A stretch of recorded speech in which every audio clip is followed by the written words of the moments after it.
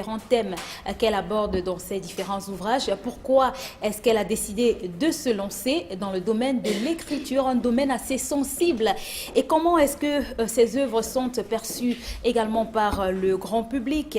Je vous l'ai dit, il s'agit de Félicité Mouguin que nous recevons donc ce matin dans le cadre de Cadence matinale. Félicité, bonjour. Bonjour Gladys. Tout va bien? Bien, merci. Bienvenue chez nous. Merci. Merci de me recevoir. C'est un plaisir.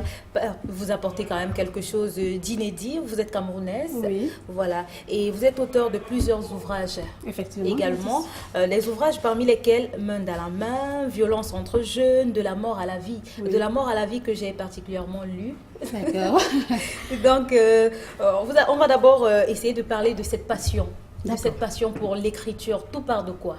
Alors, tout part d'un don que j'ai reçu de mon grand-papa. Oui. Ça s'appelle ici au Cameroun Manici. C'est-à-dire, en Europe, on appelle, ça s'appelle médium. C'est des médiums guérisseurs, ou Oui. guérisseuses. Et c'est depuis ce don que j'ai commencé à faire de l'écriture inspirée, on va dire. Oui. Voilà.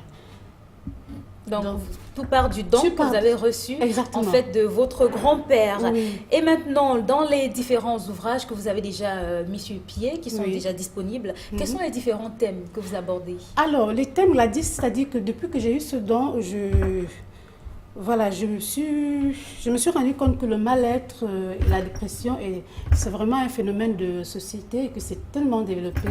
Oui. Notamment, les gens pensent que c'est plus en Europe, mais en Afrique aussi, on trouve pas mal de cas de mal-être.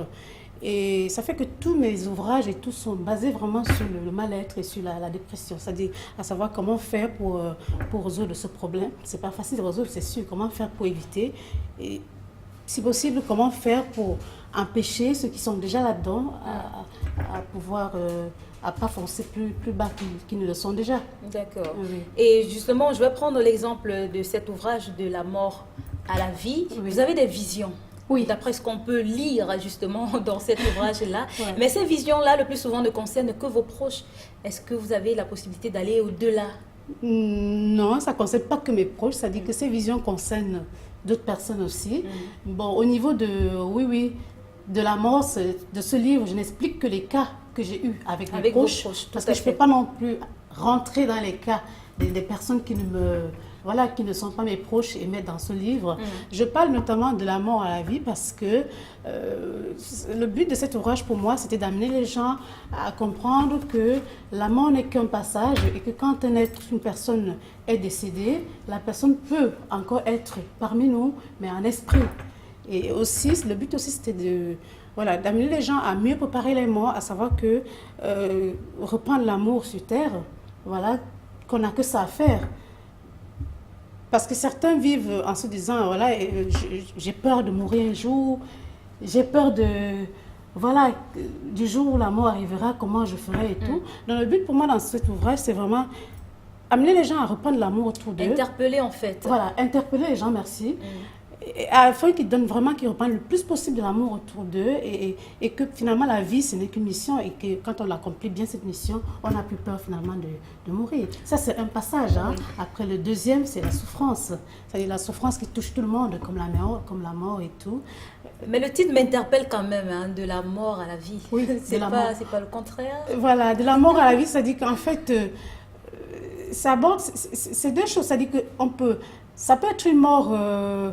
Vous pouvez souffrir et sortir de la souffrance, ce qui est une forme de vie.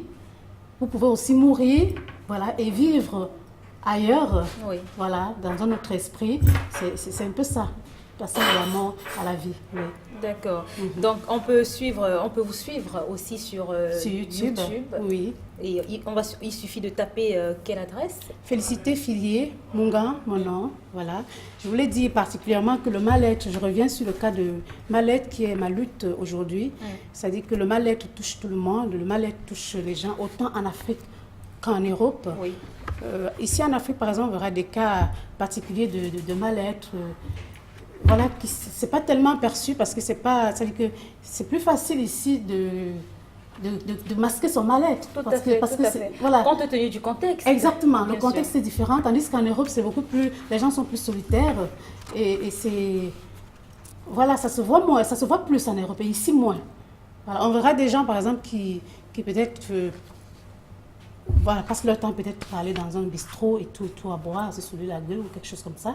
Peut-être que c'est Mais des chez nous, cas de mal-être chez nous, aussi. ça se manifeste, mais autrement. Oui. On a des cas de suicide. Exactement. Oui. Et quand ça arrive, on se pose tout un tas de questions. Oui. Donc le fond en fait, c'est le mal-être. Donc tout cela résulte en fait du mal-être Oui, oui, qu'on oui. vit au quotidien. Oui, oui. Donc, Tout et c'est cela que vous ressortez au travers de vos différents ouvrages. Voilà, exactement. C'est un peu ça. C'est-à-dire que j'aimerais que les gens attirent l'attention des gens afin qu'ils se rendent compte que le mal-être est là, qu'il est présent.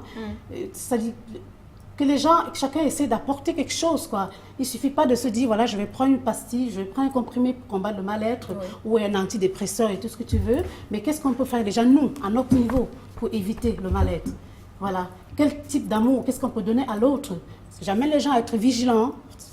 Soyons tous vigilants, c'est-à-dire que dans nos familles, dans les lieux de travail, comme vous voyez, main dans la main, voilà, partout, dans le milieu scolaire aussi, notamment ce livre que j'ai écrit qui s'appelle aussi Violence entre jeunes, qui sensibilise aussi les jeunes en milieu scolaire, voilà, par rapport aux cas de violence, aux cas de maltraitance au niveau, voilà. Donc, ouvrage déjà à votre actif, oui. Comment est-ce que ces ouvrages ont été perçus par le public camerounais? C'est vrai que vous ne vivez pas au Cameroun, non, mais quel est le retour justement que vous avez de vos différents livres? Oui, c'est vrai que mes livres... au Cameroun. Oui, je reviens sur le fait que mes livres sont très thérapeutiques. Hein. Je ne fais que des livres thérapeutiques. Oui. C'est-à-dire que tous mes livres, c'est des livres vraiment qui ont un but thérapeutique. Oui. Par exemple, 31 lettres à maman, c'est un ensemble de lettres d'amour, de pardon, de réconciliation. C'est-à-dire que c'est une forme de thérapie à deux.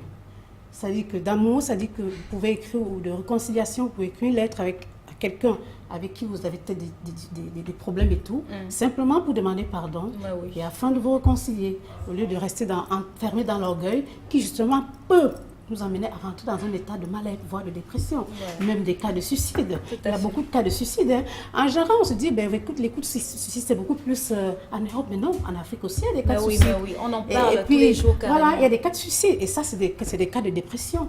Ouais. Mais c'est assez caché. Après, c'est vrai qu'on se dit, après on dit, voilà, c'est de la sorcellerie. Écoutez, je suis bien placée hein, parce que je suis guérisseuse, je suis médium. Hein. Oui. Donc après, tout est mis sur le panier de la sorcellerie, de ceci. Parfois, c'est pas forcément de la sorcellerie. Parfois, c'est des cas de mal-être, des gens qui se suicident, des gens qui, etc., etc. Donc mon but aujourd'hui, vraiment, c'est d'appeler le milieu camerounais aussi, le milieu africain et tout, à se rendre compte que le mal-être existe.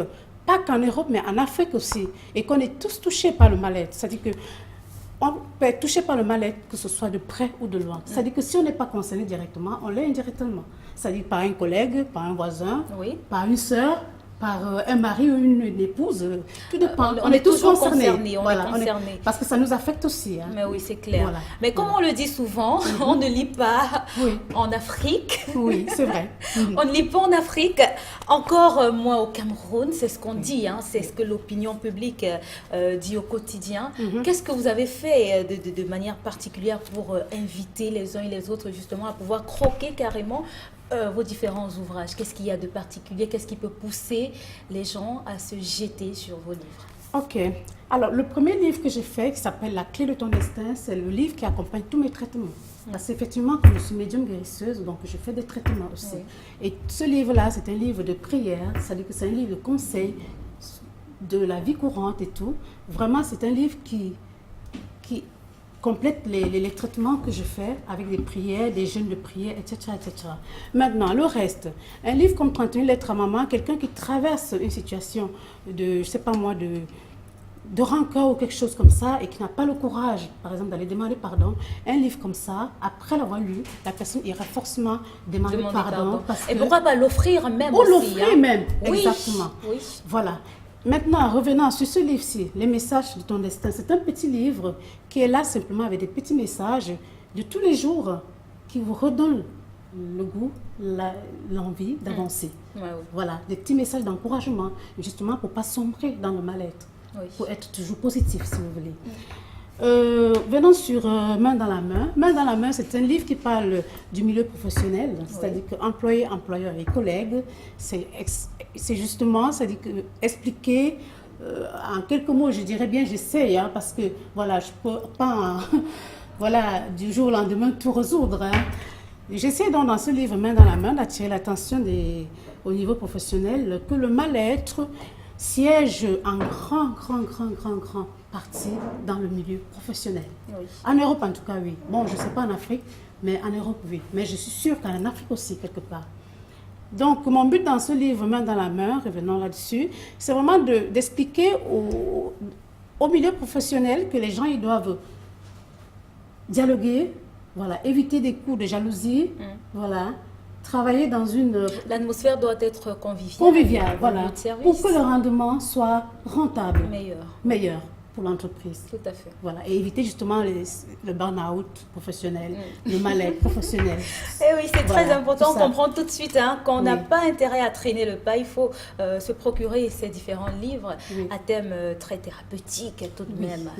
C'est clair que...